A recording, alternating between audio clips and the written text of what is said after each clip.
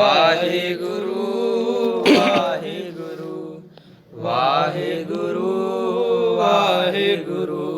ਸਤਿਜੁਗ ਸਤ ਤੇਤਾ ਜਗੀ, ਸਤਿਜੁਗ ਸਤ ਤੇਤਾ ਜਗੀ। ਸਤਿਜੁਗ ਸਤ ਤੇਤਾ ਜਗੀ, ਸਤਿਜੁਗ ਸਤ ਤੇਤਾ ਜਗੀ। ਦੁਆਪਰ ਪੂਜਾ ਚਾਰ, ਦੁਆਪਰ ਪੂਜਾ ਚਾਰ।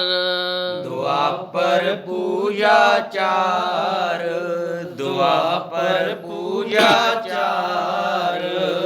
ਤੀਨੋਂ ਜੁਗ ਤੀਨੋਂ ਦਿੜੇ, ਤੀਨੋਂ ਜੁਗ ਤੀਨੋਂ ਦਿੜੇ। ਤੀਨੋਂ ਜੁਗ ਤੀਨੋਂ ਦਿੜੇ, ਤੀਨੋਂ ਜੁਗ ਤੀਨੋਂ ਦਿੜੇ। ਕਲ ਕੇਵਲ ਨਾਮ ਆਧਾਰ, ਕਲ ਕੇਵਲ ਨਾਮ ਆਧਾਰ। ਕਲ ਕੇਵਲ ਨਾਮ ਆਧਾਰ, ਕਲ ਕੇਵਲ ਨਾਮ ਆਧਾਰ। ਪਾਰ ਕੈਸੇ ਪਾਏ ਬੋਰੇ, ਪਾਰ ਕੈਸੇ ਪਾਏ ਬੋਰੇ। ਪਾਰ ਕੈਸੇ ਪਾਏ ਬੋਰੇ, ਪਾਰ ਕੈਸੇ ਪਾਏ ਬੋਰੇ। ਮੋਹ ਸੋ ਕੋ ਨਾ ਕਹਿ ਸਮਝਾਏ, ਮੋਹ ਸੋ ਕੋ ਨਾ ਕਹਿ ਸਮਝਾਏ। ਮੋਹ ਸੋ ਕਉ ਨ ਕਹਿ ਸਮਝਾਏ, ਮੋਹ ਸੋ ਕਉ ਨ ਕਹਿ ਸਮਝਾਏ। ਜਾਂ ਤੇ ਆਵਾ ਗਵਨ ਬਿਲਾਏ, ਜਾਂ ਤੇ ਆਵਾ ਗਵਨ ਬਿਲਾਏ। ਜਾਂ ਤੇ ਆਵਾ ਗਵਨ ਬਿਲਾਏ, ਜਾਂ ਤੇ ਆਵਾ ਗਵਨ ਬਿਲਾਏ। ਬਹੁ ਬਿਦ ਧਰਮ ਨਿਰੂਪੀਐ, ਬਹੁ ਬਿਦ ਧਰਮ ਨਿਰੂਪੀਐ।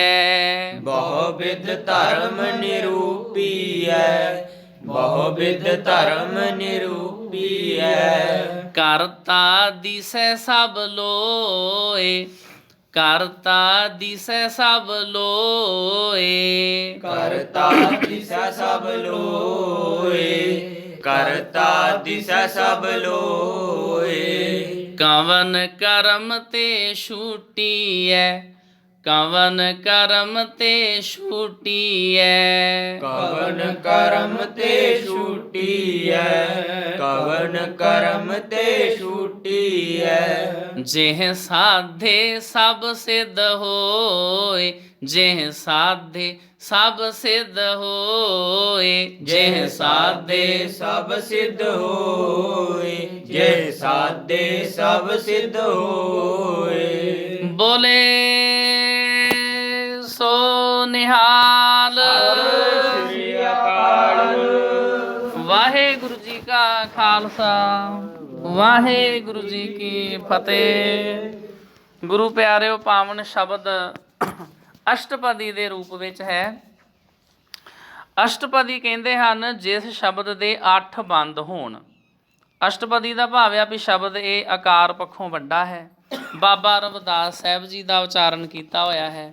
ਬਾਬਾ ਰਵਿਦਾਸ ਸਾਹਿਬ ਜੀ ਦਾ ਪ੍ਰਕਾਸ਼ ਦਿਹਾੜਾ ਆ ਰਿਹਾ ਹੈ ਅਤੇ ਉਹਨਾਂ ਦੇ ਆਪਣੇ ਕੋਲੋਂ ਹੀ ਬਣਾ ਕੇ ਪਤਾ ਨਹੀਂ ਲੋਕਾਂ ਨੇ ਕਿਹੜੇ ਕਿਹੜੇ ਸ਼ਬਦ ਪੜ੍ਹ ਦੇਣੇ ਨੇ, ਜਿਹੜੇ ਗੁਰੂ ਗ੍ਰੰਥ ਸਾਹਿਬ ਜੀ ਦੇ ਵਿੱਚ ਵੀ ਨਹੀਂ ਹੈਗੇ। ਅਤੇ ਪੜ੍ਹੀ ਸਾਡੇ ਕੋਲੋਂ ਗੁਰੂ ਗ੍ਰੰਥ ਸਾਹਿਬ ਵਾਲੀ ਬਾਣੀ ਵੀ ਨਹੀਂ ਜਾਂਦੀ। ਅੱਜ ਸਵੇਰ ਮੈਂ ਦੇਖਿਆ ਸੀ, ਇਹ ਪ੍ਰਭਾਤ ਫੇਰੀ ਬਾਬਾ ਰਵਿਦਾਸ ਜੀ ਦੀ ਜਾ ਰਹੀ ਸੀ। ਉਹਦੇ ਵਿੱਚ ਇੱਕ ਸ਼ਲੋਕ ਪੜ੍ਹਿਆ ਜਾ ਰਿਹਾ ਸੀ, ਮੇਰੇ ਕੰਨੀ ਪਿਆ। ਉਹ ਸ਼ਲੋਕ ਸੀ, ਅੱਖੀਂ ਬਾਝੋਂ ਵੇਖਣਾ ਵਿਨ ਕੰਨਾ ਸੁਣਨਾ, ਜੀਭੇ ਬਾਝੋਂ ਬੋਲਣਾ ਇਉਂ ਜੀਵਤ ਮਰਨਾ। ਇਸ ਤਰ੍ਹਾਂ ਦਾ ਉਹ ਜਿਹੜਾ ਸ਼ਬਦ ਪੜ੍ਹਿਆ ਜਾ ਰਿਹਾ ਸੀ, ਉਹ ਸ਼੍ਰੀ ਗੁਰੂ ਅੰਗਦ ਸਾਹਿਬ ਜੀ ਮਹਾਰਾਜ ਜੀ ਦਾ ਸ਼ਲੋਕ ਹੈ। ਉਹਦੇ ਖੈਰ ਅਲੱਗ ਅਰਥ ਨੇ। ਮੈਨੂੰ ਨਹੀਂ ਲੱਗਦਾ ਵੀ ਪੜ੍ਹਨ ਜਾਂ ਸੁਣਨ ਵਾਲੇ ਕਦੇ ਜਾਣਨ ਦੀ ਕੋਸ਼ਿਸ਼ ਕਰਨਗੇ ਵੀ ਅੱਖੀਂ ਬਾਝੋਂ ਵੇਖਣਾ ਕੀ ਹੁੰਦਾ ਅਤੇ ਕੰਨਾਂ ਤੋਂ ਬਿਨਾਂ ਕਿਵੇਂ ਸੁਣਨਾ। ਬੜੇ ਡੀਪਲੀ ਗੁਰਬਾਣੀ ਦੇ ਅਰਥ ਨੇ, ਰਹੋ ਵਿਚਾਰ। ਸਤਿਜੁਗ ਸਤ ਤੇਤਾ ਜਗੀ, ਦੁਆਪਰ ਪੂਜਾ ਚਾਰ। ਬਾਬਾ ਰਵਿਦਾਸ ਸਾਹਿਬ ਜੀ ਪੰਡਤ ਨੂੰ ਸੰਬੋਧਨ ਹੋਏ ਹੋਏ ਕਹਿੰਦੇ, ਹੈ ਪੰਡਤ ਜੀ, ਤੁਸੀਂ ਆਖਦੇ ਹੋ ਕਿ ਹਰੇਕ ਯੁੱਗ ਵਿੱਚ ਆਪੋ ਆਪਣਾ ਕਰਮ ਹੀ ਪ੍ਰਧਾਨ ਹੈ। ਇਸ ਅਨੁਸਾਰ ਸਤਿਯੁਗ ਵਿੱਚ ਦਾਨ ਆਦਿਕ ਪ੍ਰਧਾਨ ਸੀ। ਪੰਡਤ ਜੀ, ਤੁਹਾਡੇ ਦੱਸਣ ਅਨੁਸਾਰ ਤ੍ਰੇਤਾ ਯੁੱਗ ਜੱਗਾਂ ਵਿੱਚ ਪ੍ਰਵਿਰਤ ਰਿਹਾ। ਤ੍ਰੇਤੇ ਯੁੱਗ 'ਚ ਲੋਕੀ ਜੱਗ ਕਰਦੇ ਹੁੰਦੇ ਸੀ। ਦੁਆਪਰ ਵਿੱਚ ਦੇਵਤਿਆਂ ਦੀ ਪੂਜਾ ਪ੍ਰਧਾਨ ਕਰਮ ਸੀ। तीनों युग तीनों धिड़े कल केवल नाम आधार। इस तरह तुसीं आखदे हो कि नाम आधार श्री राम ते श्री कृष्ण अवतार दे नाम दा आसरा, श्री रामचंद्र ते कृष्ण जी दी मूर्ति विच सुरत जोड़ के उन्हां दे नाम दा जाप लोकी करदे रहे। इस तरह तुसीं आखदे हो कि तिन्ने युग इन्हां तिन्नां कर्मां धर्मां उत्ते जोर देंदे हन ते हुण कलयुग विच सिर्फ राम नाम दा आसरा है। क्योंकि समा बदल गया है। जिमें जिमें पंडित की मिथਿਆਲੋਜੀ के अनुसार जिमें जिमें युग बदलते हैं तिवें तिवें पूजा करन दे ढंग तरीके बदलते हैं। वैसे गुरमत के अनुसार सतगुरु जी ने युगों की वंड नहीं मनी। पंडित दसते हैं जे कोई मैनू पूछे भी कल युग की उम्र किन्नी हुंदी आ, सतयुग की किन्नी हुंदी, मैं तुहानूं पढ़ के दस सकदा भी इन्नी हुंदी आ, पर वो वंड गुरु साहिबां ने नहीं कीती, वो पंडित वालों वंड की गई आ। साडे धर्म च इहो जिहा कोई भरम नहीं है भी हुण सतयुग आ गया कलयुग आ गया। उहदा एक अलग कनसैप्ट गुरु साहिब जी ने रखिया है। बाबा रविदास साहिब समझाउंदे ने भी जुगां जुगां दे विच इस तरह तुसीं वंड कीती आ भी किसी युग च लोकी कुछ करदे सी, किसी च कुछ, पर हुण तुहाडे कहण दे अनुसार कलयुग आ गया वा ते कलयुग दे विच फिर नाम ही जपना चाहिदा वा। बाकी जिहड़े फोकट धर्म आ वो नहीं करने चाहिए क्योंकि उन्हां दा समा लंघ गया है। पार कैसे पाइबो रे, पर हे पंडित इन्हां जुगां दे वंडे होए कर्मां धर्मां नाल संसार समुंदर दा पारला बन्ना किवें लभोगे। मोसों कोऊ ना कह समझाए, तुहाडे विचों कोई भी मैनू ऐसा काम समझा के नहीं दस सकिया। पंडित जी तुसीं जिहड़ियां गल्लां बातां दसदे हो, बाबा रविदास साहिब जी दा कहण दा भाव भी मैं इन्हां नाल सैटिस्फाई नहीं हाँ, मैं संतुष्ट नहीं हाँ जो तुसीं मैनू दसदे हो। जां ते आवागमन बिलाए रहाओ जिस दी सहायता नाल मनुख दा जन्म मरण दा गेड़ मुक सके। बहुविध धर्म निरूपीए करता दिसै सब लोए। शास्त्र अनुसार कई तरीकों नाल वर्णा आश्रमां दे करतब्बां दी हदबंदी की गई है। इन्हां शास्त्रां नूं मनण वाला सारा जगत यही मिथे हुए कर्म धर्म करदा दिस रहा है। जिवें शास्त्रां विच जिक्र आउंदा वा, जिहड़ा आपां सोला साहिब दा शब्द पढ़दे हां, 6 घर 6 गुर 6 उपदेश, ਉਹਦਾ अर्थ भी यही है। 6 शास्त्र ਹਨ, ਉਹਨਾਂ ਦੇ 6 ਰਚਨਹਾਰੇ ਹਨ ਅਤੇ 6 ਹੀ ਉਹਨਾਂ ਦੇ ਉਪਦੇਸ਼ ਹਨ। ਜਦੋਂ ਆਪਾਂ ਉਸ ਸ਼ਬਦ ਦੀ ਵਿਚਾਰ ਕਰਾਂਗੇ ਫਿਰ ਉੱਥੇ ਅਸੀਂ ਵਿਚਾਰਾਂਗੇ। ਕਵਣ ਕਰਮ ਤੇ ਛੂਟੀਐ ਜਿਹ ਸਾਧੇ ਸਭ ਸਿੱਧ ਹੋਏ, ਪਰ ਕਿਸ ਕਰਮ ਧਰਮ ਦੇ ਕਰਨ ਨਾਲ ਆਵਾਗਾਉਣ ਤੋਂ ਖਲਾਸੀ ਹੋ ਸਕਦੀ ਹੈ। ਉਹ ਕਿਹੜਾ ਕਰਮ ਹੈ ਜਿਸ ਦੇ ਸਾਧਿਆਂ ਜਨਮ ਮਨੋਰਥ ਦੀ ਸਫਲਤਾ ਹੁੰਦੀ ਹੈ, ਇਹ ਗੱਲ ਤੁਸੀਂ ਨਹੀਂ ਦੱਸ ਸਕੇ। ਕਰਮ ਅਕਰਮ ਵਿਚਾਰੀਐ शंका सुन वेद पुराण, वेदां ते पुराणां नूं सुन के सगों होर शंका वधदी है। जिहड़े 4 वेद ने ऋगवेद यजुर्वेद थरबण वेद श्याम वेद, जदों उन्हां नूं सुणदे आ, जदों पुराणां नूं सुणदे आ ते उहदे नाल होर शंका मन च पैदा हुंदी आ। यही विचार करीदी है कि किहड़ा कर्म शास्त्रां दे अनुसार है ते किहड़ा कर्म शास्त्रां ने वरजिया है। संसा सद हिरदै बसै कौन हिरै अभिमान, वर्ण आश्रमां दे कर्म धर्म करदियां ही मनुख दे हिरदे विच सहमता टिकिया रहिंदा है। फिर वो किहड़ा कर्म धर्म तुसीं दसदे हो जो मन दा अहंकार दूर करे, डर ते तां भी नहीं जांदा। एक नेही आशकी जित भौ खसम ना जाए। ਉਹ ਰੱਬ जी दे नाल काहदा प्यार होया भी रब जी दे वास्ते साडे मन विचों डर ही ना पैदा होवे। फिर रब जी दे नाल प्यार काहदा होया जे असीं डरदे रहीए इस तरह जी, इस तरह रब जी सानूं कड़ाए तत्ते तेज तल देणगे, इस तरह कर देणगे। ਜਿਹੜਾ पिता ਵਾ ਉਹ ਭਲਾ ਆਪਣੇ ਬੱਚਿਆਂ ਨੂੰ ਤੱਤੇ ਕੜਾਹਿਆਂ ਦੇ ਵਿੱਚ ਤਲ ਦਿੰਦਾ ਹੁੰਦਾ ਵਾ। ਬੱਚੇ ਜਿਹੜਾ ਪਿਤਾ ਆਪਣੇ ਬੱਚਿਆਂ ਨੂੰ ਬਹੁਤ ਪਿਆਰ ਦੇ ਨਾਲ ਸਮਝਾਉਂਦਾ ਹੈ। ਤਾਂ ਪੰਡਿਤ ਜੀ ਇਹ ਜਿਹੜੇ ਤੁਹਾਡੇ ਧਰਮ ਸ਼ਾਸਤਰ ਇਤਿਆਦਿਕ ਜਦੋਂ ਸੁਣਦੇ ਆ, ਇਹਨਾਂ ਨਾਲ ਮਨ ਦੇ ਵਿੱਚੋਂ ਨਾ ਤੇ ਅਹੰਕਾਰ ਦੂਰ ਹੁੰਦਾ ਤੇ ਨਾ ਡਰ ਖਤਮ ਹੁੰਦਾ ਹੈ। ਬਾਹਰ ਉਦਕ ਪਖਾਰੀਐ ਘਟ ਭੀਤਰ ਬੇਭਦ ਬੇਕਾਰ। हे पंडित तुसीं तीर्थ इशनान ते जोर देंदे हो, पर तीर्थां ते जाके तां शरीर दा बाहरला पासा ही पानी नाल धोईदा है। हिरदे विच कई किस्म दे विकार टिके ही रहिंदे हन। शुद्ध कवण पर होए वो सुच कुंचर विद व्यवहार। इस तीर्थ इशनान नाल कौन पवित्र हो सकदा है। ये सोच तां इहो ਜਿਹੀ हुंदी है जिवें हाथी दा इशनान करम है। ते फिर रव प्रगास रजनी जथा गत जानत सब संसार। पर हे पंडित सारा संसार ये गल जानता है कि सूरज दे चढ़िया किवें रात दा हनेरा दूर हो जाता है, ਪਾਰਸ ਮਾਨੋ ਤਾਂਬੋ ਛੂਏ, ਕਨਕ ਹੋਤ ਨਹੀਂ ਬਾਰ। ਇਹ ਗੱਲ ਵੀ ਚੇਤੇ ਰੱਖਣ ਵਾਲੀ ਹੈ ਕਿ ਤਾਂਬੇ ਦੇ ਪਾਰਸ ਨਾਲ ਛੂਹਿਆਂ ਉਸ ਦੇ ਸੋਨਾ ਬਣਨ ਵਿੱਚ ਚਿਰ ਨਹੀਂ ਲੱਗਦਾ। ਇੱਕ ਮੰਨਿਆ ਜਾਂਦਾ ਪੱਥਰ ਪਾਰਸ, ਉਹ ਕਹਿੰਦੇ 7 ਪ੍ਰਕਾਰ ਦੀਆਂ ਧਾਤਾਂ ਨੂੰ ਜਦੋਂ ਟੱਚ ਕਰਦਾ ਉਹਨਾਂ ਨੂੰ ਸੋਨਾ ਬਣਾ ਦਿੰਦਾ ਹੈ। ਜਦੋਂ ਸੂਰਜ ਚੜ੍ਹ ਜਾਵੇ ਰਾਤ ਦਾ ਹਨੇਰਾ ਦੂਰ ਹੋ ਜਾਂਦਾ ਹੈ। ਪਰਮ ਪਰਸ ਗੁਰ ਭੇਟੀਐ, ਪੂਰਬ ਲਿਖਤ ਲਿਲਾਟ। ਇਸੇ ਤਰ੍ਹਾਂ ਜੇ ਪੂਰਬਲੇ ਭਾਗ ਜਾਗਣ ਤਾਂ ਸਤਿਗੁਰੂ ਮਿਲ ਪੈਂਦਾ ਹੈ ਤੇ ਸਭ ਪਾਰਸਾਂ ਤੋਂ ਵਧੀਆ ਪਾਰਸ ਹੈ ਗੁਰੂ। ਉਨਮਨ ਮਨ ਹੀ ਮਿਲੇ, ਛੁਟਕਤ ਬਜਰ ਕੁਪਾਟ।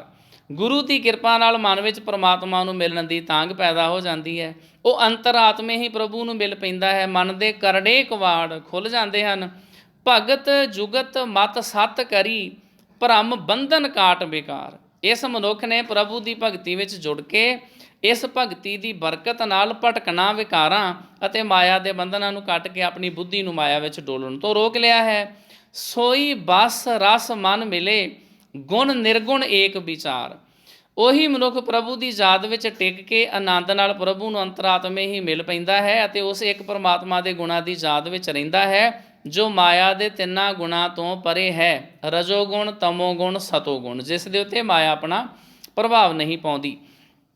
ਅਨਕ ਜਤਨ ਨਿਗ੍ਰਹਿ ਕੀਏ, ਟਾਰੀ ਨਾ ਟਰੈ ਭਰਮ ਫਾਸ। ਪ੍ਰਭੂ ਦੀ ਯਾਦ ਤੋਂ ਬਿਨਾਂ ਮਨ ਨੂੰ ਵਿਕਾਰਾਂ ਵੱਲੋਂ ਰੋਕਣ ਦੇ ਜੇ ਹੋਰ ਅਨੇਕਾਂ ਯਤਨ ਵੀ ਕੀਤੇ ਜਾਣ ਤਾਂ ਵੀ ਵਿਕਾਰਾਂ ਵਿੱਚ ਭਟਕਣ ਦੀ ਫਾਹੀ ਟਾਲਿਆਂ ਟਲਦੀ ਨਹੀਂ ਹੈ। ਤੇ ਲਾਸਟ ਪੰਕਤੀ ਹੈ, ਪ੍ਰੇਮ ਭਗਤ ਨਹੀਂ ਊਪਜੈ, ਤਾਂ ਤੇ ਰਵਿਦਾਸ ਉਦਾਸ। ਕਰਮਕਾਂਡ ਦੇ ਇਹਨਾਂ ਯਤਨਾਂ ਨਾਲ ਪ੍ਰਭੂ ਦੀ ਪਿਆਰ ਭਰੀ ਯਾਦ ਹਿਰਦੇ ਵਿੱਚ ਪੈਦਾ ਨਹੀਂ ਹੋ ਸਕਦੀ। ਇਸੇ ਵਾਸਤੇ ਮੈਂ ਰਵਿਦਾਸ ਇਹਨਾਂ ਕਰਮਾਂ ਧਰਮਾਂ ਤੋਂ ਉਪਰਾਮ ਹਾਂ। ਇਸ ਸ਼ਬਦ ਦੇ ਵਿੱਚ ਬਾਬਾ ਰਵਿਦਾਸ ਸਾਹਿਬ ਜੀ ਨੇ ਸਮਝਾਇਆ ਹੈ, ਇਹ ਗੱਲ ਗਲਤ ਹੈ ਕਿ ਹਿਰਦੇ ਵਿੱਚ ਪਰਮਾਤਮਾ ਦੀ ਪ੍ਰੇਮਾ ਭਗਤੀ ਪੈਦਾ ਕਰਨ ਲਈ ਹਰੇਕ ਯੁੱਗ ਵਿੱਚ ਮਨੁੱਖ ਵਾਸਤੇ ਵੱਖ-ਵੱਖ ਕਰਮ ਧਰਮ ਪ੍ਰਧਾਨ ਰਹੇ ਹਨ। ਕੋਈ ਦਾਨ, ਜਗ, ਦੇਵ ਪੂਜਾ, ਅਵਤਾਰ ਭਗਤੀ, ਤੀਰਥ ਇਸ਼ਨਾਨ ਮਨੁੱਖ ਨੂੰ ਮਾਇਆ ਦੀ ਫਾਹੀ ਤੋਂ ਬਚਾ ਨਹੀਂ ਸਕਦਾ ਤੇ ਨਾ ਹੀ ਪ੍ਰਭੂ ਚਰਨਾਂ ਵਿੱਚ ਜੋੜ ਸਕਦਾ ਹੈ। ਰਹਾਉ ਦੀਆਂ ਤੁਕਾਂ ਵਿੱਚ ਬਾਬਾ ਰਵਿਦਾਸ ਜੀ ਆਖਦੇ ਹਨ ਕਿ ਕੋਈ ਮਨੁੱਖ ਮੈਨੂੰ ਇਹ ਗੱਲ ਨਹੀਂ ਸਮਝਾ ਕੇ ਦੱਸਦਾ ਕਿ ਉਹ ਜਨਮ ਮਰਨ ਦਾ ਗੇੜ ਕਿਵੇਂ ਮੁੱਕੇਗਾ ਤੇ ਜਗਤ ਦੇ ਸੰਸਿਆ ਵਿੱਚੋਂ ਖਲਾਸੀ ਕਿਵੇਂ ਹੋਵੇਗੀ। ਜਦੋਂ ਅਸੀਂ ਸ਼ਬਦ ਦੇ ਬਾਕੀ ਦੇ ਬੰਦ ਪੜ੍ਹਦੇ ਹਾਂ ਤਾਂ ਇਹਨਾਂ ਵਿੱਚ ਭਗਤ ਜੀ ਆਖਦੇ ਹਨ, ਪੰਡਤ ਲੋਕ ਕਈ ਤਰ੍ਹਾਂ ਦੇ ਕਰਮਕਾਂਡ ਦੀ ਆਗਿਆ ਕਰ ਰਹੇ ਹਨ, ਪਰ ਰਵਿਦਾਸ ਜੀ ਦੇ ਖਿਆਲ ਅਨੁਸਾਰ ਇਹ ਸਾਰੇ ਕਰਮ ਧਰਮ ਵਿਕਾਰਾਂ ਸੰਸਿਆਂ ਤੋਂ ਪਾਰ ਨਹੀਂ ਲੰਘਾ ਸਕਦੇ। ਬੰਦ ਨੰਬਰ 4 ਤੱਕ ਆਪ ਇਹੀ ਗੱਲ ਆਖਦੇ ਜਾ ਰਹੇ ਹਨ। ਬੰਦ ਨੰਬਰ 5 ਤੋਂ ਭਗਤ ਜੀ ਨੇ ਆਪਣਾ ਮਤ ਦੱਸਣਾ ਸ਼ੁਰੂ ਕੀਤਾ ਹੈ ਕਿ ਗੁਰੂ ਪਾਰਸ ਨੂੰ ਮਿਲਿਆਂ ਵਿਕਾਰਾਂ ਵਿੱਚ ਮਨੂਰ ਹੋਇਆ ਮਨ ਸੋਨਾ ਬਣ ਜਾਂਦਾ ਹੈ। ਮਨੂਰ ਦਾ ਅਰਥ ਹੁੰਦਾ ਵਾ ਸੜਿਆ ਹੋਇਆ ਲੋਹਾ। ਅਖੀਰਲੇ ਬੰਦ ਵਿੱਚ ਫਿਰ ਆਖਦੇ ਹਨ ਕਿ ਕਰਮਕਾਂਡ ਆਦਿਕ ਤੇ ਹੋਰ ਸਾਰੇ ਯਤਨ ਵਿਅਰਥ ਹਨ, ਇਹਨਾਂ ਨਾਲ ਪ੍ਰਭੂ ਦੀ ਪ੍ਰੇਮਾ ਭਗਤੀ ਪੈਦਾ ਨਹੀਂ ਹੁੰਦੀ। ਇਸ ਵਾਸਤੇ ਮੈਂ ਇਹ ਕਰਮਕਾਂਡ ਨਹੀਂ ਕਰਦਾ। ਸ਼ਬਦ ਦੇ ਬੰਦਾਂ ਦੀ ਇਸ ਤਰਤੀਬ ਤੋਂ ਇਹ ਗੱਲ ਸਾਫ਼ ਦਿਸ ਰਹੀ ਹੈ ਕਿ ਪਹਿਲੇ ਬੰਦ ਵਿੱਚ ਵੀ ਰਵਿਦਾਸ ਜੀ ਨੇ ਪੰਡਤ ਲੋਕਾਂ ਦਾ ਹੀ ਮਤ ਬਿਆਨ ਕਰ ਰਹੇ ਹਨ। ਉਹਨਾਂ ਦੇ ਆਪਣੇ ਮਤ ਦਾ ਇਸ ਵਿੱਚ ਕੋਈ ਜ਼ਿਕਰ ਨਹੀਂ ਹੈ। ਹਿੰਦੂਆਂ ਦੇ ਪੁਰਾਣੇ ਧਰਮ ਪੁਸਤਕ ਹੀ ਯੁੱਗਾਂ ਦੀ ਵੰਡ ਕਰਦੇ ਆਏ ਹਨ ਤੇ ਹਰੇਕ ਯੁੱਗ ਦਾ ਵੱਖ-ਵੱਖ ਧਰਮ ਦੱਸਦੇ ਆਏ ਹਨ। ਮਿਸਾਲ ਦੇ ਤੌਰ ਤੇ ਜਿਹੜੀ ਪੁਸਤਕ ਮਹਾਭਾਰਤ ਆ ਉਹਦੇ ਵਿੱਚ ਯੁੱਗਾਂ ਦੀ ਵੰਡ ਦੇ ਬਾਰੇ ਲਿਖਿਆ ਹੈ ਕਿ ਤ੍ਰੇਤਿਆਂ ਯੁੱਧ ਸਕਿਸਤਸ ਸੰਗ ਸ਼ਕਤੀ ਕਲੋ ਜੁਗੇ। ਪਰ ਰਵਿਦਾਸ ਜੀ ਹਿੰਦੂ ਸ਼ਾਸਤਰਾਂ ਦੀ ਕਿਸੇ ਕਿਸਮ ਦੀ ਯੁੱਗਾਂ ਦੀ ਵੰਡ ਨਾਲ ਸਹਿਮਤ ਨਹੀਂ ਹਨ। ਜੇ ਰਤਾ ਵਿਚਾਰ ਕੇ ਵੀ ਵੇਖੀਏ ਤਾਂ ਇਹ ਕਿਵੇਂ ਹੋ ਸਕਦਾ ਹੈ ਕਿ ਕਦੇ ਤਾਂ ਘੋੜੇ ਆਦਿ ਮਾਰ ਕੇ ਜੱਗ ਕਰਨਾ ਜੀਵ ਦਾ ਸਹੀ ਰਸਤਾ ਹੋਵੇ ਤੇ ਕਦੇ ਤੀਰਥਾਂ ਦਾ ਇਸ਼ਨਾਨ ਮਨੁੱਖਾ ਜਨਮ ਦਾ ਮਨੋਰਥ ਹੋਵੇ। ਅਲੱਗ-ਅਲੱਗ ਸਮੇਂ 'ਤੇ ਕਿੱਦਾਂ ਇਹ ਸਾਰਾ ਕੁਝ ਚੇਂਜ ਹੋ ਸਕਦਾ ਵਾ। ਕਦੇ ਦੇਵਤਿਆਂ ਦੀ ਪੂਜਾ ਤੇ ਕਦੇ ਅਵਤਾਰਾਂ ਦੀ ਪੂਜਾ ਇਨਸਾਨੀ ਫਰਜ਼ ਹੋਵੇ। ਕੁਦਰਤ ਦੇ ਨਿਯਮ ਸਦਾ ਅਟੱਲ ਹਨ। ਜਦ ਤੋਂ ਸ੍ਰਿਸ਼ਟੀ ਬਣੀ ਹੈ ਤੇ ਜਦ ਤੱਕ ਬਣੀ ਰਹੇਗੀ, ਇਹਨਾਂ ਨਿਯਮਾਂ ਵਿੱਚ ਕੋਈ ਫਰਕ ਨਹੀਂ ਪੈਣਾ। ਜਗਤ ਦੇ ਉਹੀ 5 ਤੱਤ ਹੁਣ ਹਨ ਜੋ ਸ੍ਰਿਸ਼ਟੀ ਦੇ ਸ਼ੁਰੂ ਵਿੱਚ ਸਨ। ਮਨੁੱਖ ਆਪ ਭਟਕਣਾ ਭੁਲੇਖੇ ਵਿੱਚ ਪੈ ਕੇ ਭਾਵੇਂ ਕਈ ਕੁਰੀਤੀਆਂ ਫੜ ਲੈਣ, ਪਰ ਪਰਮਾਤਮਾ ਤੇ ਉਸਦੇ ਪੈਦਾ ਕੀਤੇ ਜੀਵਾਂ ਦਾ ਪਰਸਪਰ ਸੰਬੰਧ ਸਦਾ ਤੋਂ ਇੱਕ ਸਮਾਨ ਤੁਰਿਆ ਆ ਰਿਹਾ ਹੈ। ਇਸ ਸ਼ਬਦ ਵਿੱਚ ਜੋ ਖਾਸ ਧਿਆਨਯੋਗ ਗੱਲ ਉਹ ਇਹ ਹੈ ਕਿ ਪਹਿਲੇ ਬੰਦ ਵਿੱਚ ਰਵਿਦਾਸ ਜੀ ਹਿੰਦੂ ਸ਼ਾਸਤਰਾਂ ਦਾ ਹੀ ਪੱਖ ਦੱਸ ਰਹੇ ਹਨ। ਉਹਨਾਂ ਦੀ ਆਪਣੀ ਸੰਮਤੀ ਇਸ ਦੇ ਨਾਲ ਨਹੀਂ ਹੈ। ਇਸ ਵਿੱਚ ਕੋਈ ਸ਼ੱਕ ਨਹੀਂ ਕਿ ਇਸ ਬੰਦ ਦੇ ਅਖੀਰ ਤੇ ਅੱਧੀ ਤੋਂ ਕਿਉਂ ਹੈ, ਕੱਲ ਕੇਵਲ ਨਾਮ ਆਧਾਰ। ਓਪਰੀ ਨਜ਼ਰੇ ਅਸੀਂ ਇਸ ਭੁਲੇਖੇ ਵਿੱਚ ਪੈ ਜਾਂਦੇ ਹਾਂ ਕਿ ਇਹ ਭਗਤ ਜੀ ਦਾ ਆਪਣਾ ਸਿਧਾਂਤ ਹੈ, ਪਰ ਇਹ ਗੱਲ ਨਹੀਂ। ਰਵਿਦਾਸ ਜੀ ਇਸ ਦੀ ਬਾਬਤ ਵੀ ਇਹੀ ਆਖਦੇ ਹਨ ਕਿ ਪ੍ਰੇਮ ਭਗਤ ਨਹੀਂ ਊਪਜੈ, ਤਾਂ ਤੇ ਰਵਿਦਾਸ ਉਦਾਸ। ਆਸਾ ਦੀ ਵਾਰ ਦੀ ਪੌੜੀ ਨੰਬਰ 6 ਦੇ ਨਾਲ ਪਹਿਲਾ ਸ਼ਲੋਕ ਵੀ ਇਸੇ ਕਿਸਮ ਦਾ ਹੈ। ਇਸ ਸ਼ਲੋਕ ਵਿੱਚ ਗੁਰੂ ਨਾਨਕ ਸਾਹਿਬ ਜੀ ਨੇ ਮੁਸਲਮਾਨ, ਹਿੰਦੂ, ਜੋਗੀ, ਦਾਨੀ ਅਤੇ ਵਿਕਾਰੀ ਇਹਨਾਂ ਦਾ ਜੀਵਨ ਕਰਤੱਵ ਦੱਸ ਕੇ ਅਖੀਰ ਤੇ ਆਪਣਾ ਖਿਆਲ ਇਉਂ ਦੱਸਦੇ ਹਨ, ਨਾਨਕ ਭਗਤਾਂ ਭੁੱਖ ਸਾਲਾਹਣ, ਸੱਚ ਨਾਮ ਆਧਾਰ, ਸਦਾ ਆਨੰਦ ਰਹੇ ਦਿਨ ਰਾਤੀ, ਗੁਣਵੰਤਿਆਂ ਪਾਸ਼ਾਰ। ਪਰ ਟੀਕਾਕਾਰ ਸੱਜਣ ਇਸ ਸ਼ਲੋਕ ਦੀਆਂ ਪਹਿਲੀਆਂ ਦੋ ਤੁਕਾਂ ਦਾ ਅਰਥ ਕਰਨ ਵੇਲੇ ਟਪਲਾ ਖਾਂਦੇ ਤੁਰੇ ਆ ਰਹੇ ਹਨ। ਤੁਕਾਂ ਇਹ ਹਨ, ਮੁਸਲਮਾਨਾਂ ਸਿਫਤ ਸ਼ਰੀਅਤ, ਪੜ੍ਹ ਪੜ੍ਹ ਕਰੇ ਵਿਚਾਰ, ਬੰਦੇ ਸੇਜੇ ਪਵਹਿ ਵਿੱਚ ਬੰਦੀ, ਵੇਖਣ ਕੋ ਦੀਦਾਰ। ਇੱਥੇ ਆਮ ਤੌਰ 'ਤੇ ਲੋਕੀ ਦੂਜੀ ਤੁਕ ਵਿੱਚ ਗੁਰੂ ਨਾਨਕ ਦੇਵ ਜੀ ਦਾ ਆਪਣਾ ਸਿਧਾਂਤ ਸਮਝਦੇ ਹਨ, ਪਰ ਇਹ ਖਿਆਲ ਉੱਕਾ ਹੀ ਗਲਤ ਹੈ। ਇੱਥੇ ਮੁਸਲਮਾਨੀ ਸ਼ਰ੍ਹਾ ਦਾ ਹੀ ਜ਼ਿਕਰ ਹੈ। ਇਸੇ ਤਰ੍ਹਾਂ ਰਵਿਦਾਸ ਜੀ ਕੱਲ ਕੇਵਲ ਨਾਮ ਆਧਾਰ ਵਿੱਚ ਆਪਣਾ ਮਤ ਨਹੀਂ ਦੱਸ ਰਹੇ, ਉਹ ਤਾਂ ਇਹ ਗੱਲ ਆਖ ਕੇ ਅਗਾਂਹ ਨਾਲ ਹੀ ਇਹ ਆਖਦੇ ਹਨ ਕਿ ਪਾਰ ਕੈਸੇ ਪਾਏ ਬੋਰੇ, ਮੋਕੋ ਕੋਊ ਨਾ ਕਹਿ ਸਮਝਾਏ, ਜਾਂ ਤੇ ਆਵਾਗਮਨ ਬਿਲਾਏ ਰਹਾਓ।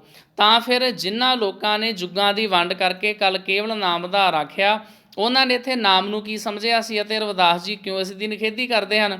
ਇਸ ਪ੍ਰਸ਼ਨ ਦਾ ਸਹੀ ਉੱਤਰ ਲੱਭਣ ਵਾਸਤੇ ਭੈਰੋਂ ਰਾਗ ਵਿੱਚ ਕਬੀਰ ਜੀ ਦੇ ਇੱਕ ਸ਼ਬਦ ਤੋਂ ਸਹਾਇਤਾ ਮਿਲਦੀ ਹੈ। ਸ਼ਬਦ ਨੰਬਰ 11 ਵਿੱਚ ਕਬੀਰ ਜੀ ਮੁੱਲਾ, ਕਾਜੀ, ਸੁਲਤਾਨ, ਜੋਗੀ ਤੇ ਹਿੰਦੂ ਦਾ ਜ਼ਿਕਰ ਕਰਦੇ ਹੋ ਅਖੀਰਲੇ ਬੰਦ ਵਿੱਚ ਆਖਦੇ ਹਨ, ਜੋਗੀ ਗੋਰਖ ਗੋਰਖ ਕਰੈ, ਹਿੰਦੂ ਰਾਮ ਨਾਮ ਉਚਰੈ, ਮੁਸਲਮਾਨ ਕਾ ਏਕ ਖੁਦਾਏ, ਕਬੀਰ ਕਾ ਸੁਆਮੀ ਰਹਾ ਸਮਾਏ।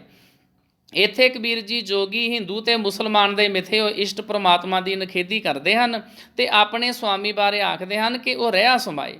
ਰਹਾਓ ਵਿੱਚ ਵੀ ਆਪਣੇ ਸੁਆਮੀ ਜੀ ਦੀ ਬਾਬਤ ਲਿਖਦੇ ਹਨ, ਹੈ ਹਜੂਰ ਕਤ ਦੂਰ ਬਤਾਵੋ, ਦੁੰਦਰ ਬਾਂਧੋ ਸੁੰਦਰ ਪਾਵੋ।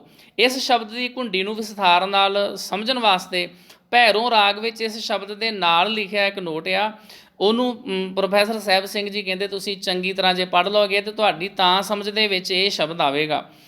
ਕਬੀਰ ਜੀ ਹਿੰਦੂ ਦੇ ਜਿਸ ਰਾਮ ਨਾਮ ਦੀ ਨਿਖੇਧੀ ਕਰ ਰਹੇ ਹਨ, ਉਸੇ ਨਾਮ ਆਧਾਰ ਦੀ ਬਾਬਤ ਰਵਿਦਾਸ ਜੀ ਆਖਦੇ ਹਨ ਕਿ ਪਾਰ ਕੈਸੇ ਪਾਏ ਬੋਰੇ। ਸੋ ਇਹ ਰਾਮ ਨਾਮ ਕਿਹੜਾ ਹੈ? ਇਹ ਹੈ ਅਵਤਾਰੀ ਰਾਮ ਦਾ ਨਾਮ, ਇਹ ਹੈ ਅਵਤਾਰ ਭਗਤੀ। ਸ਼ਾਸਤਰਾਂ ਦੀ ਵੰਡ ਅਨੁਸਾਰ ਦਾਨ ਆਦਿਕ ਸਤਯੁਗ ਦਾ ਧਰਮ, ਜਗ ਤ੍ਰੇਤੇ ਦਾ ਧਰਮ, ਦੇਵਤਿਆਂ ਦੀ ਪੂਜਾ ਦੁਆਪਰ ਦਾ ਧਰਮ ਸੀ ਅਤੇ ਅਵਤਾਰ ਭਗਤੀ ਮੂਰਤੀ ਪੂਜਾ ਕਲਯੁਗ ਦਾ ਧਰਮ ਹੈ। ਪਰ ਰਵਿਦਾਸ ਜੀ ਲਿਖਦੇ ਹਨ ਕਿ ਇਹ ਚਾਰੇ ਹੀ ਧਰਮ ਕਮਾਉਣ ਨਾਲ ਪ੍ਰੇਮ ਭਗਤ ਨਹੀਂ ਉਪਜੈ, ਤਾਂ ਤੇ ਰਵਿਦਾਸ ਉਦਾਸ। ਤੇ ਲਾਸਟ ਵਿੱਚ ਨੋਟ ਆ, ਗੁਰਬਾਣੀ ਦਾ ਇਹੀ ਆਸ਼ਾ ਹੈ ਕਿ ਚਾਹੇ ਕੋਈ ਮਿਥਿਆ ਹੋਇਆ ਸਤਯੁਗ ਹੈ, ਚਾਹੇ ਤ੍ਰੇਤਾ ਜਾਂ ਦੁਆਪਰ ਤੇ ਚਾਹੇ ਕਲਯੁਗ ਹੈ, ਦੁਨੀਆ ਦੇ ਵਿਕਾਰਾਂ ਤੋਂ ਬਚ ਕੇ ਜੀਵਨ ਦਾ ਸਹੀ ਰਸਤਾ ਲੱਭਣ ਲਈ ਪਰਮਾਤਮਾ ਦੀ ਭਗਤੀ ਹੀ ਇੱਕੋ ਇੱਕ ਠੀਕ ਯਤਨ ਹੈ। ਭਗਤੀ ਦਾ ਭਾਵ ਹੋਇਆ ਵੀ ਜੋ ਗੁਰੂ ਸਾਹਿਬ ਪਰਮਾਤਮਾ ਜੀ ਨੇ ਸਾਨੂੰ ਸ਼ੁਭ ਉਪਦੇਸ਼ ਦਿੱਤੇ ਨੇ, ਉਹਨਾਂ ਨੂੰ ਆਪਣੇ ਹਿਰਦੇ ਦੇ ਵਿੱਚ ਵਸਾਉਣਾ। ਨਾ ਤੇ ਅਸੀਂ ਤੀਰਥਾਂ ਦਾ ਇਸ਼ਨਾਨ ਕਰ ਕਰਕੇ ਮੁਕਤ ਹੋ ਸਕਦੇ, ਵਿਕਾਰਾਂ ਤੋਂ ਖਲਾਸੀ ਹੋ ਸਕਦੀ ਆ, ਨਾ ਦਾਨ ਪੁੰਨ ਕਰਕੇ ਸਾਡੀ ਮੁਕਤੀ ਹੋ ਸਕਦੀ ਆ, ਤੇ ਨਾ ਸਾਨੂੰ ਤੀਰਥਾਂ ਦਾ ਇਸ਼ਨਾਨ ਕਰਕੇ ਤੇ ਨਾ ਕੋਈ ਇੱਕ ਨਾਮ ਜਪ ਕੇ। ਇਹ ਨਹੀਂ ਅਸੀਂ ਕਹਿ ਸਕਦੇ ਵੀ ਇੱਕ ਸ਼ਬਦ ਨੂੰ ਬਾਰ-ਬਾਰ ਜਪੀ ਜਾਓ ਤੇ ਸ਼ਾਇਦ ਉਹਦੇ ਨਾਲ ਸਾਡਾ ਪਾਰ ਉਤਾਰਾ ਹੋ ਜਾਣਾ। ਗੁਰਬਾਣੀ ਦੇ ਵਿੱਚ ਬਾਬਾ ਰਵਿਦਾਸ ਜੀ ਨੇ ਇਸ ਚੀਜ਼ ਦਾ ਖੰਡਨ ਕੀਤਾ ਹੈ ਵੀ ਕਲਯੁਗ ਦੇ ਵਿੱਚ ਲੋਕੀ ਕਹਿੰਦੇ ਵੀ ਤੁਸੀਂ ਕਿਸੇ ਇੱਕ ਸ਼ਬਦ ਦਾ ਰਾਮ ਰਾਮ ਕਰੀ ਜਾਓ, ਹਰੀ ਹਰੀ ਕਰੀ ਜਾਓ। ਇਸ ਤਰ੍ਹਾਂ ਨਹੀਂ, ਨਾਲ ਦੀ ਨਾਲ ਸਾਨੂੰ ਆਪਣਾ ਰਹਿਣ ਸਹਿਣ ਦਾ ਢੰਗ ਤਰੀਕਾ, ਆਪਣਾ ਜਿਹੜਾ ਜੀਵਨ ਆ ਉਹਨੂੰ ਵੀ ਉੱਚਾ ਸੁੱਚਾ ਬਣਾਉਣਾ ਪਏਗਾ। ਇਹ ਸਾਰੇ ਜਿਹੜੇ ਆਪਾਂ ਗੱਲਾਂ ਗਿਣੀਆਂ, ਇਹ ਅਲੱਗ-ਅਲੱਗ ਯੁੱਗਾਂ ਦੇ ਵਿੱਚ ਇਹਨਾਂ ਦੀ ਇਸ ਤਰ੍ਹਾਂ ਵੰਡ ਕੀਤੀ ਜਾਂਦੀ ਸੀ। ਇੱਥੇ ਗਿਆਨੀ ਮਾਨ ਸਿੰਘ ਜੀ ਝੌਰੋਂ ਇੱਕ ਗਾਥਾ ਸੁਣਾਉਂਦੇ, ਕਹਿੰਦੇ ਮੈਨੂੰ ਇੱਕ ਪੰਡਤ ਮਿਲਿਆ ਤੇ ਉਹ ਮੈਨੂੰ ਕਹਿਣ ਲੱਗਾ, ਜੀ ਤੁਸੀਂ ਲੋਕਾਂ ਨੂੰ ਕਹਿੰਦੇ ਹੋ ਜੀ ਤੀਰਥਾਂ ਦਾ ਇਸ਼ਨਾਨ ਨਾ ਕਰੋ, ਜੀ ਤੁਸੀਂ ਇਸ ਤਰ੍ਹਾਂ ਦਾਨ ਪੁੰਨ ਨਾ ਕਰੋ, ਤੁਸੀਂ ਤਾਂ ਇਸ ਤਰ੍ਹਾਂ ਕਿਉਂ ਨਹੀਂ? ਇਹ ਸਾਰੇ ਧਰਮ ਦੇ ਕੰਮ ਹੀ ਹਨ। ਤੇ ਗਿਆਨੀ ਜੀ ਨੇ ਉਹਨਾਂ ਨੂੰ ਜਵਾਬ ਦਿੱਤਾ, ਕਹਿਣ ਲੱਗੇ ਕਿ ਇੱਕ ਦਿਨ ਮੇਰੀ ਮਾਤਾ ਨੇ ਘਰ ਦੇ ਵਿੱਚ ਇੱਕ ਲੋਹੇ ਦੀ ਪੇਟੀ ਖੋਲ੍ਹੀ। ਉਸ ਪੇਟੀ ਦੇ ਵਿੱਚੋਂ ਇੱਕ ਛੋਟਾ ਜਿਹਾ ਇੱਕ ਝੱਗਾ ਨਿੱਕਾ ਜਿਹਾ ਸੀ, ਉਹ ਪੇਟੀ ਵਿੱਚੋਂ ਨਿਕਲਿਆ। ਤੇ ਮੈਂ ਆਪਣੀ ਮਾਤਾ ਨੂੰ ਪੁੱਛਿਆ ਵੀ ਮਾਤਾ ਜੀ ਇਹ ਝੱਗਾ ਕਿਹਦਾ ਹੈ? ਮਾਤਾ ਕਹਿਣ ਲੱਗੀ ਪੁੱਤਰ ਇਹ ਤੇਰਾ ਹੀ ਆ। ਤੇ ਮੈਂ ਆਪਣੀ ਮਾਤਾ ਨੂੰ ਕਿਹਾ ਵੀ ਮਾਤਾ ਜੀ ਜੇ ਮੇਰਾ ਵਾ ਤੇ ਫਿਰ ਮੈਨੂੰ ਪਾ ਕੇ ਵੇਖਣਾ ਚਾਹੁੰਦਾ ਵਾਂ। ਮਾਤਾ ਕਹਿਣ ਲੱਗੀ ਪੁੱਤਰ ਹੁਣ ਤੇਰੇ ਇਹ ਮੇਚ ਨਹੀਂ ਆ ਸਕਦਾ, ਕਿਉਂਕਿ ਤੂੰ ਤਾਂ ਹੁਣ ਬਹੁਤ ਵੱਡਾ ਹੋ ਗਿਆ ਤੇ ਤੇਰਾ ਉਦੋਂ ਜਦੋਂ ਤੂੰ ਅਜੇ ਪੈਦਾ ਹੋਇਆ ਸੀ, ਜੰਮਿਆ ਸੀ, ਤੇ ਉਦੋਂ ਦਾ ਤੇਰਾ ਛੋਟਾ ਜਿਹਾ ਤੇਰਾ ਕੁੜਤਾ ਵੈਸੇ ਸੰਭਾਲ ਕੇ ਰੱਖਿਆ ਵਾ, ਹੁਣ ਨਹੀਂ ਤੇਰੇ ਫਿੱਟ ਬੈਠ ਸਕਦਾ। ਇਸੇ ਤਰ੍ਹਾਂ ਗਿਆਨੀ ਜੀ ਕਹਿੰਦੇ ਮੈਂ ਪੰਡਤ ਨੂੰ ਸਮਝਾਇਆ ਵੀ ਠੀਕ ਆ, ਮੇਰੇ ਹੀ ਜਿਹੜੇ ਵੱਡੇ ਵਡੇਰੇ ਸੀ ਉਹ ਦਾਨ ਪੁੰਨ ਦੇ ਚੱਕਰ ਸੀ, ਤੀਰਥਾਂ ਦਾ ਇਸ਼ਨਾਨ ਕਰਦੇ ਸੀ, ਜਾਨਵਰਾਂ ਦੀਆਂ ਬਲੀਆਂ ਦਿੰਦੇ ਸੀ, ਦੇਵਤਿਆਂ ਦੀ ਪੂਜਾ ਕਰਦੇ ਸੀ, ਕਿਸੇ ਇੱਕ ਨਾਮ ਦਾ ਜਾਪ ਕਰਦੇ ਸੀ। ਪਰ ਹੁਣ ਉਹ ਸਮਾਂ ਲੰਘ ਚੁੱਕਾ ਹੈ, ਉਹ ਯੁੱਗ ਬੀਤ ਗਏ ਨੇ, ਉਹ ਸਮਾਂ ਲੰਘ ਗਿਆ ਹੈ। ਹੁਣ ਉਹ ਸਮਾਂ ਨਹੀਂ ਆ ਵੀ ਅਸੀਂ ਆਪਣਾ ਘਰ ਬਾਹਰ ਛੱਡ ਕੇ ਜੰਗਲ ਬੀਆਬਾਨ ਚੱਲ ਜਾਈਏ, ਰੁੱਖ ਨਾਲ ਜਾ ਕੇ ਪੁੱਠੇ ਲਟਕ ਜਾਈਏ ਇੱਦਾਂ ਦੇ। ਹੁਣ ਉਹ ਸਮਾਂ ਲੰਘ ਚੁੱਕਾ ਹੈ। ਬੇਸ਼ੱਕ ਉਹ ਸਾਡੇ ਸਾਰੇ ਧਰਮ ਕਰਮ ਸਨ, ਪਰ ਹੁਣ ਕੀਤਿਆਂ ਅਸੀਂ ਉਸ ਤੋਂ ਲਾਭ ਪ੍ਰਾਪਤ ਨਹੀਂ ਕਰ ਸਕਦੇ। ਐਵੇਂ ਦਾ ਬਾਬਾ ਰਵਿਦਾਸ ਸਾਹਿਬ ਜੀ ਦਾ ਇਹ ਸ਼ਬਦ ਹੈ। ਇਹਨੂੰ ਤੁਸੀਂ ਫਿਰ ਇੱਕ ਵਾਰੀ ਕਿਧਰੇ ਧਿਆਨ ਨਾਲ ਪੜ੍ਹੋਗੇ, ਸੁਣੋਗੇ, ਤੇ ਫਿਰ ਸਾਡੀ ਸਮਝ ਦੇ ਵਿੱਚ ਆਵੇਗਾ ਵੀ ਇਹ ਸਾਰਾ ਕੁਝ ਕੀਤਾ ਹੋਇਆ ਜਿਹੜਾ ਹਾਥੀ ਦੇ ਇਸ਼ਨਾਨ ਵਰਗਾ ਹੀ ਆ। ਇਹ ਸਾਰੇ ਕੰਮ ਕਰਕੇ ਵੀ ਲੋਕੀ ਹਉਮੈ ਹੰਕਾਰ ਕਰ ਲੈਂਦੇ ਨੇ। ਜੇ ਕੋਈ ਬੰਦਾ ਕਿਸੇ ਵੱਡੇ ਸਥਾਨ ਦੇ ਦਰਸ਼ਨ ਦਿਦਾਰੇ ਕਰ ਆਵੇ ਜੂਨ ਮਹੀਨੇ 'ਚ ਜਾ ਕੇ ਠੰਡ ਦੇ ਵਿੱਚ, ਫਿਰ ਉਹ ਦੂਸਰਿਆਂ ਨੂੰ ਪੁੱਛਦਾ ਫਿਰਦਾ ਵੀ ਤੂੰ ਫਲਾਣੇ ਤੀਰਥ ਦੇ ਇਸ਼ਨਾਨ ਉੱਥੇ ਦਰਸ਼ਨ ਦਿਦਾਰੇ ਕੀਤੇ ਨੇ? ਉਹ ਬੰਦਾ ਕਹੇ ਜੀ ਮੈਂ ਨਹੀਂ ਕੀਤੇ। ਜਿਹਨੇ ਇਸ਼ਨਾਨ ਕੀਤਾ ਹੋਵੇ, ਦਰਸ਼ਨ ਦਿਦਾਰੇ ਕੀਤੇ ਹੋਣ, ਉਹ ਬੰਦਾ ਬਹੁਤ ਜ਼ਿਆਦਾ ਹੰਕਾਰ 'ਚ ਆ ਜਾਂਦਾ ਵੀ ਮੈਂ ਤਾਂ ਫਿਰ ਬਹੁਤ ਵੱਡਾ ਹੋਇਆ ਤੇ ਬਾਕੀ ਤੇ ਲੋਕ ਹੀ ਨਹੀਂ ਹਨ, ਕਿਉਂਕਿ ਇਹਨਾਂ ਨੇ ਤਾਂ ਉਸ ਫਲਾਣੇ ਤੀਰਥ ਦੇ ਦਰਸ਼ਨ ਇਸ਼ਨਾਨ ਹੀ ਨਹੀਂ ਕੀਤੇ। ਗੁਰਬਾਣੀ ਵਿੱਚ ਬਚਨ ਆਇਆ ਹੈ, ਤੀਰਥ ਵਰਤ ਅਰ ਦਾਨ ਕਰ, ਮਨ ਮੈਂ ਧਰੇ ਗੁਮਾਨ, ਨਾਨਕ ਨਿਹਫਲ ਜਾਤ ਤੇ ਜਿਉਂ ਕੁੰਚਰ ਇਸ਼ਨਾਨ। ਜਿਵੇਂ ਹਾਥੀ ਦਾ ਕੀਤਾ ਹੋਇਆ ਇਸ਼ਨਾਨ ਵਿਅਰਥ ਚਲਿਆ ਜਾਂਦਾ ਵਾ, ਇਸ ਤਰ੍ਹਾਂ ਸਾਡੇ ਕੀਤੇ ਹੋਏ ਸਾਰੇ ਕਰਮ ਧਰਮ ਵਿਅਰਥ ਚਲੇ ਜਾਂਦੇ ਹਨ। ਹਾਥੀ ਇਸ਼ਨਾਨ ਕਿਵੇਂ ਕਰਦਾ ਵਾ? ਜਿਵੇਂ ਅਸੀਂ ਫੁਹਾਰੇ ਦੇ ਥੱਲੇ ਇਸ਼ਨਾਨ ਕਰਨੇ ਆ, ਇਸ ਤਰ੍ਹਾਂ ਹਾਥੀ ਪਾਣੀ ਦੀਆਂ ਸੂਨਾਂ ਭਰ ਭਰ ਕੇ ਆਪਣੇ ਸਰੀਰ ਦੇ ਉੱਤੇ ਕਰਕੇ ਹਟ ਜਾਂਦਾ ਹੈ। ਉਸ ਤੋਂ ਬਾਅਦ ਫਿਰ ਉਹ ਕੀ ਕਰਦਾ ਹੈ ਵੀ ਚਿੱਕੜ ਦੀਆਂ ਸੂਨਾਂ ਭਰ ਭਰ ਕੇ ਆਪਣੇ ਸਰੀਰ ਦੇ ਉੱਤੇ ਪਾ ਲੈਂਦਾ ਹੈ। ਐਡਾ ਵਧੀਆ ਇਸ਼ਨਾਨ ਕਰਕੇ ਉੱਤੇ ਚਿੱਕੜ ਪਾ ਲੈਂਦਾ। ਇਸੇ ਤਰ੍ਹਾਂ ਸਾਡੇ ਵੀ ਜਿਹੜੇ ਕੀਤੇ ਹੋਏ ਕਰਮ ਧਰਮ ਹਨ ਉਹ ਸਾਰੇ ਵਿਅਰਥ ਚਲੇ ਜਾਂਦੇ ਹਨ। ਜਦੋਂ ਅਸੀਂ ਕੋਈ ਵੀ ਦਾਨ ਪੁੰਨ ਕਰਕੇ ਆਪਣੇ ਨਾਮ ਲਿਖਵਾ ਲੈਂਦੇ ਹਾਂ, ਬੰਦੇ ਪਤਾ ਨਹੀਂ ਇਹ ਮਰ ਕੇ ਕਿੱਥੇ ਚਲੇ ਜਾਂਦੇ, ਨਾਮ ਉਹਨਾਂ ਦੇ ਇਸ ਤਰ੍ਹਾਂ ਹੀ ਲਿਖੇ ਰਹਿ ਜਾਂਦੇ ਆ। ਇਤਿਆਦਿਕ ਇਹਨਾਂ ਚੀਜ਼ਾਂ ਨਾਲ ਸਾਡੇ ਮਨ ਦੇ ਵਿੱਚ ਹਉਮੈ ਹੰਕਾਰ ਆਉਂਦਾ ਹੈ।